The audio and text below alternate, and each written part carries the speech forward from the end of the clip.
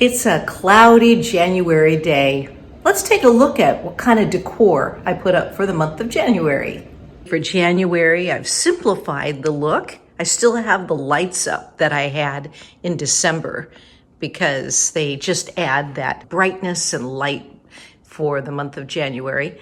And I've kept the fleece blanket cover as well as the pillow covers that are washable. So it still looks cozy, still have the cozy blanket over on the reading chair, which, by the way, I've also brought out a footstool so that my husband and I have been finding that I'll sit in that chair and have a drink and read a book. And there's our felt fire in the fireplace. And then my husband will sit over here and he'll have his drink of hot tea and read, and we'll just enjoy some time underneath the lights in the living room. These bells were my grandpa's. He had horses and a farm and literally bells on bobtail's ring. That was another winter thing that took place in the Tri-Cities where my grandpa and grandma lived. So we've got kind of a peaceful look.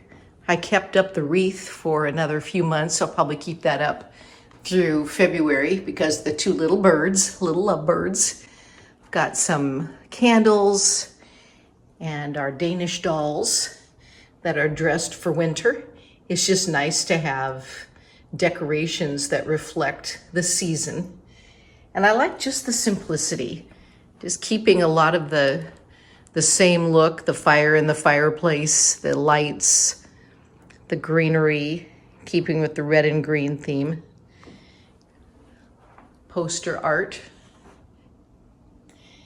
And then in the dining room and entry area, I've taken off some of the color from the piano that was there. I did have a runner on at Christmas.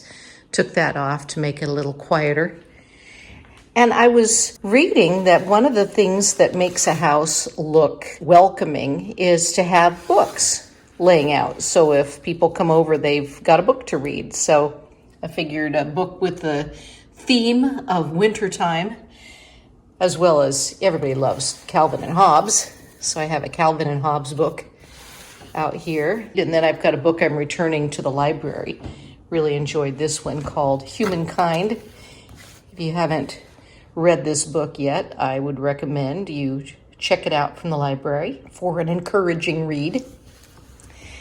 And that's something that's nice to begin the new year off with, is with encouragement and hope. Got our coat rack, some more lights over here. I just try to make it so that this time of year is kind of a hushed feeling after the bright colors of December. What I have over here, I've got a little rabbit. And over here, if I light that candle, it sends heat up and then those chickens rotate around and around. That's a fun little decoration. And then artwork in the dining room is this piece representing holding the world lovingly. And then there's words like love and strength and peace and compassion, hope, a lot of other wishes for the new year. I like putting that one up this time of year. Let's take a look in the bathroom. A simple bathroom remake that I do for January is I take out the red candle and put in a white candle. That's our light a candle for peace, since we do not have a fan in the bathroom. We have a window and a candle, and that makes things peaceful for everyone. And then I changed out the colored towels from green that I had at Christmas to blue and white. So it just gives the bathroom this wintry, clean look that I enjoy for the month of January, just by changing out the candle and the towels.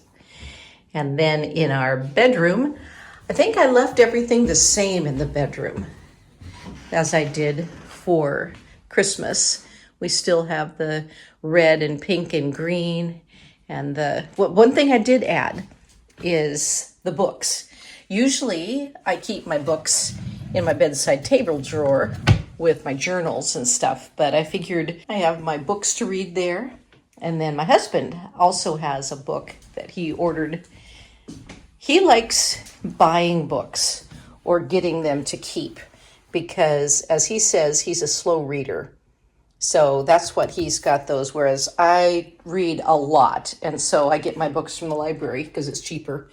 Family picture. I love that picture of my kids. Oh my gosh. And another look outside at the backyard this time of year.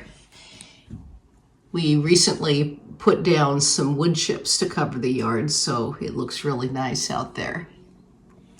And then over the dresser, I wake up seeing a little gnome and a candle, which is still a happy, cheery way to be greeted in the month of January. So for January, the books, the lights, the still warm, cozy feeling of blankets around, books to read, gentleness, joyousness, and a little lighter feel when it comes to decor as well as colors, making them a little bit softer, like whites and blues, so that it just gives you the opportunity to have a fresh start. So that's what I do for decor in January around my home. What do you do? Let me know if you have any things that you do specifically for January when it comes to decorating your home or garden. Go ahead and mention in the comments below.